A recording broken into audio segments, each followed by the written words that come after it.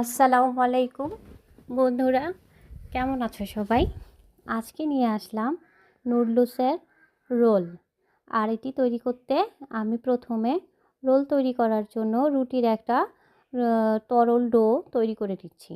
এই তরল ডোটা দিয়ে আমি রুটি তৈরি করে নিতে পারবো বেলার ঝামেলা ছাড়াই। এই ডোটা কড়াইয়ে বা ফ্রাই প্যানে দিলেই সাথে সাথে একটা রুটির মতো হয়ে যাবে। সেই রকম পাতলা করে একটা ডো তৈরি করে নিলাম। এরপর নিয়েছি 2টা ডিম। একটা ডিম এখানে ফেটে নিচ্ছি, তার সাথে পেঁয়াজ আর কাঁচামরিচ কুচি করে রেখেছিলাম সেটা অ্যাড করে দিলাম। এটা অ্যাড হয়ে গেলে আমি ভালো করে মেখে নিব, ভালো করে মাখা দিয়ে রেখে দিব। একটা ফ্রাই প্যান বসিয়ে দিলাম চুলায়। এরপর আমি কিছু চিকেন নিয়েছি আর খাবারের তেলটা দিয়ে দিলাম। দেওয়ার পরে চিকেনটাও অ্যাড করে দিলাম। চিকেনটা একটু ভালো করে ভেজে নিব। চিকেনটা ভালো মতো ভাজা হয়ে আসলে এখানে আমি অন্যান্য মশলাগুলো অ্যাড করে দেব, যেমন কাঁচামরিচ, পেঁয়াজ এগুলো কেটে রেখেছিলাম। এগুলো দিয়ে একটু ভালো ভালো করে ভাজা করে নিব।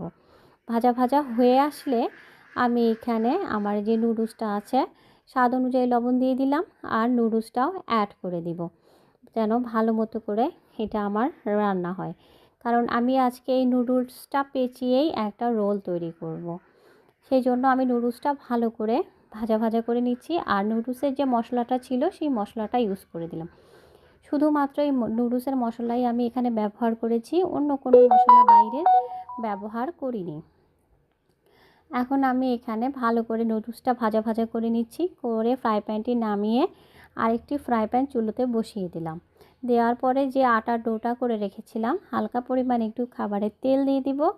তেল দিয়ে এখানে আমি সেই ডোটা দিয়ে একটা রুটি বানিয়ে নিব। দেখো বন্ধুরা, আমি তেলটা দিয়ে দিয়েছি, এখন ডোটা দিয়ে দিলাম, দিয়ে একটা রুটির মতো বানিয়ে নিলাম। বানিয়ে নেওয়ার পরে এখানে আমি একটা উল্টা দিয়ে দেব রুটিটার, যেন দুই পাশটা ভালো মতো ভাজা হয়, রোলটা খেতে স্বাদ লাগে। এরপর আমি এখানে ডিম ফেটে রেখেছিলাম, সেই ডিম ফাটাটা দিয়ে দিলাম।